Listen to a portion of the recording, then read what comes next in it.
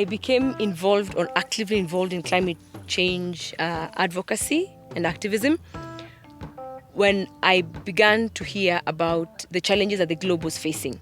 But then looking closer home, those effects were there. My name is Nkamunu Patita. I'm a community developer, environmental activist, and a social justice defender. Jeg hedder Thea, og jeg er 16 år gammel, og så er jeg klimaaktivist i Fridays for Future her i Roskilde. I dag har vi lavet en skraldeaktion. Målet med skraldeaktionen var både at få Fridays for Future aktiv i lokalområdet, og også få folk ud på gaden, så de selv bliver en aktiv del af aktivismen. Jeg blev klimaaktivist, efter jeg havde været til min første strejke, som var i København. Og der oplevede jeg den her kæmpe store fællesskab, og den her energi, som var meget unik for noget andet, jeg havde oplevet. Det var meget spontant, da jeg tog til klimastrejke første gang. Så snakkede jeg med min veninde, og så besluttede vi os for at invitere resten af udskolingen med. Så tog vi egentlig bare afsted, og det var fuldstændig sindssygt at være til klimastrejke. The challenges I was seeing, people opening up the land, people selling land, changing their way of life without any form of training and knowing what sort of production to get into. So those are the challenges that I saw. Something in me, there was a fire in me that I had to address this issue. Den allervigtigste følelse, jeg ligesom får til klimastrejke, er et håb.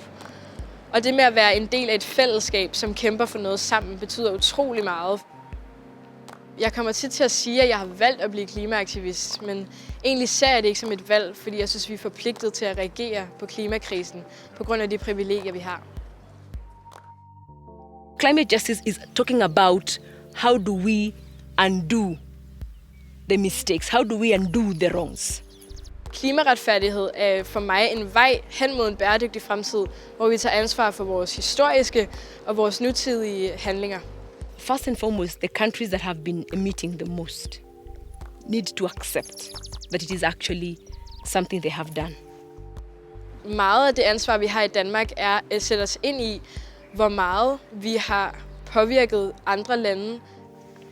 They have given prominence to development, quote unquote, compared to environmental protection. Selvom vi i Danmark både har store historiske udledninger, men også nuværende udledninger, så er det ikke os, der bliver ramt hårdest af klimaforandringerne. Og derfor har vi et stort ansvar for at handle på klimakrisen. So climate justice, the ultimate goal would be that we all look at what we are doing and see to destroy the environment and then begin to see what we can do to try and slowly turn back the clock. Det er vigtigt at gøre noget og kæmpe for klimaretfærdighed, fordi at det egentlig bare er at være medmenneskelig og lytte på andre mennesker og tage ansvar for de privilegier, man har. The people who have experienced it before us were responsible enough, or thoughtful enough to use what they needed and remember that there was a generation that was going to come that needed to use the resources that we're using.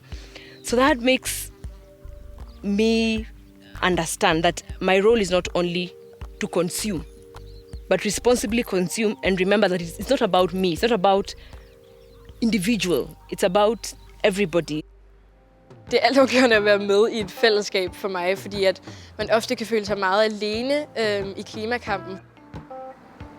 Min håb for fremtiden er, at vi begynder at koble flere ting til klimakrisen. For eksempel som feminisme og racisme, og begynder at forstå, hvordan tingene hænger sammen. My hope for the future is bright because climate change has become something that is no longer looking like something that we would read about, watch in the news, but it's a reality.